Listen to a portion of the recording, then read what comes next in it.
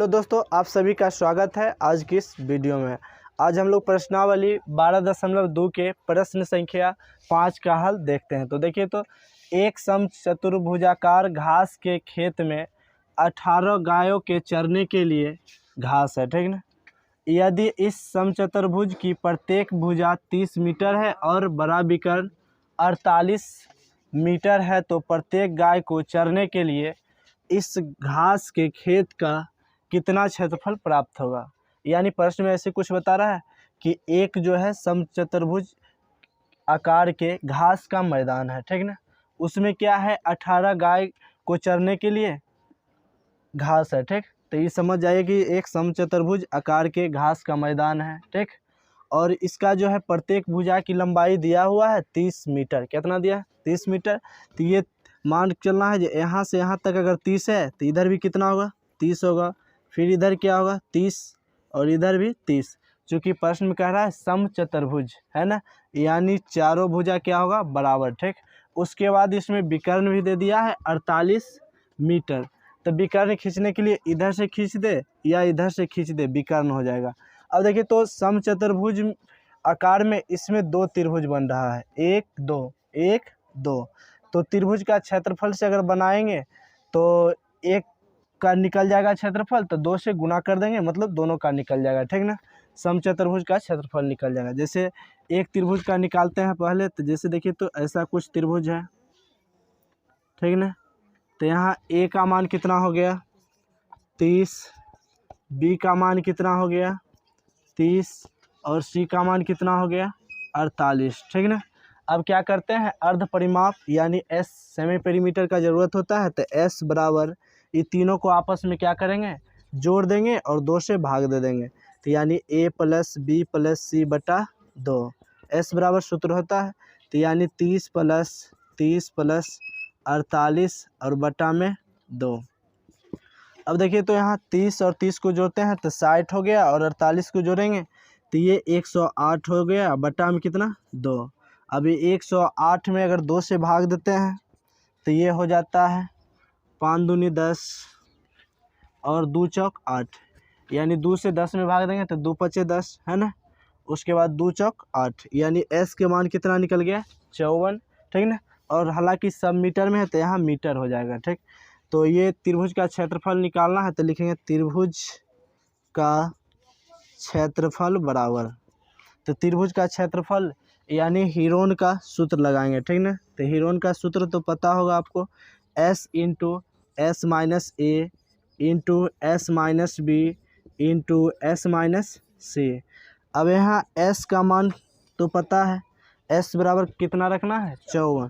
तो यहाँ लिखेंगे 54 इंटू, फिर s के स्थान पर 54 - a के मान कितना है 30, फिर s के स्थान पर लिखेंगे 54 - b के स्थान पर रखेंगे 30, और फिर s के स्थान पर लिखेंगे 54 - c के स्थान पर लिखेंगे 48, ठीक। उसके बाद यहाँ देखिए, तो जैसे यहाँ 54 है तो 54 हो जाएगा, फिर इंटू मतलब गुना, ठीक।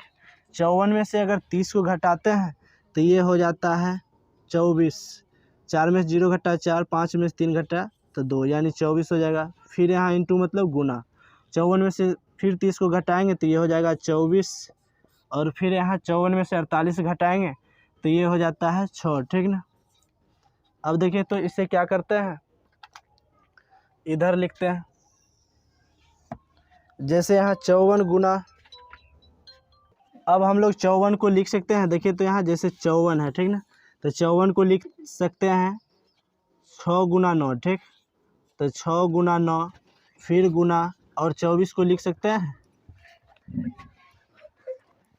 54 को लिख सकते हैं 6 गुना 9, फिर 24 को लिख सकते हैं 6 गुना 4, फिर 24 को लिख सकते हैं 6 गुना 4, और फिर 6 है तो इसे क्या करते हैं, यहाँ 2 6, हाँ, फिर 6 को 6 रहने दिए, ठीक ना। उसके बाद देखिए, तो इसे आप क्या करेंगे, जोड़ा एक साथ लगाने की कोशिश करते हैं। जैसे यहाँ 6 है, फिर यहाँ 6 है, 6 है, 6, तो 4 को 6 है तो यहाँ लिख देते हैं 6 गुना 6 गुना 6 गुना 6। अब जैसे यहाँ 9 है, ठीक ना, और यहाँ 4 गुना 4 है, तो एक बार पहले 4 को लिख देते हैं, गुना 4 गुना 4 और फिर यहाँ 9 है, ठीक ना। तो 9 को भी लिख सकते हैं 3 गुना 3, तो यहाँ 3 गुना 3। अब क्या करेंगे, ये वर्गमूल है, ठीक ना। वर्गमूल के अंदर यानी स्क्वायर रूट के अंदर जिसका भी जोड़ा लगेगा सबको बाहर करते जाएंगे। तो स्क्वायर रूट यानी वर्गमूल के अंदर 2 गो 6 है, तो एक रूट से बाहर निकल जाएगा। फिर रूट के अंदर स्क्वायर रूट के अंदर 2 गो 6 है, तो एक 6 क्या होगा, बाहर आ जाएगा। फिर यहाँ 4 गुना 4 है यानी जोड़ा लग रहा है, तो वर्गमूल से बाहर निकलेगा तो 1 4 हो जाएगा। फिर यहाँ 3 गुना 3 है, तो 1 3 क्या होगा, बाहर आ जाएगा, ठीक। अब इस सबको गुना करते हैं, देखिए तो गुना करते हैं तो कितना होता है, 6 गुना 6 करेंगे तो ये हो जाता है 36, और 36 को 4 से गुना करेंगे, ठीक। तो 36 को 4 से फिर 3 से, ठीक। तो 36 गुना 4 गुना 3। अब देखिए तो गुना करते हैं, 6 चौक 24 के 4 हो जाएगा, हाथ में कितना 2, 4 तिया 12 और 2 14 हो जाएगा, और फिर 3 से गुना करना है, ठीक। तो 4 तिया 12 के 2। त्रिभुज का क्षेत्रफल जो है 432 मीटर स्क्वायर निकल गया। तो अब क्या करना है, ये तो एक त्रिभुज का क्षेत्रफल निकला है और एक त्रिभुज और है इसमें, ठीक ना, तब समचतुर्भुज बना है। तो यहाँ समचतुर्भुज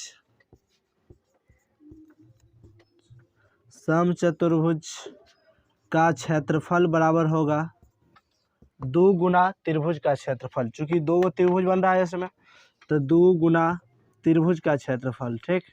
तो एक त्रिभुज का क्षेत्रफल निकल गया है 432। तो यहाँ 2 है यानी 2 गो त्रिभुज है, तो 2 से गुना कर देंगे, और त्रिभुज का क्षेत्रफल कितना है 432।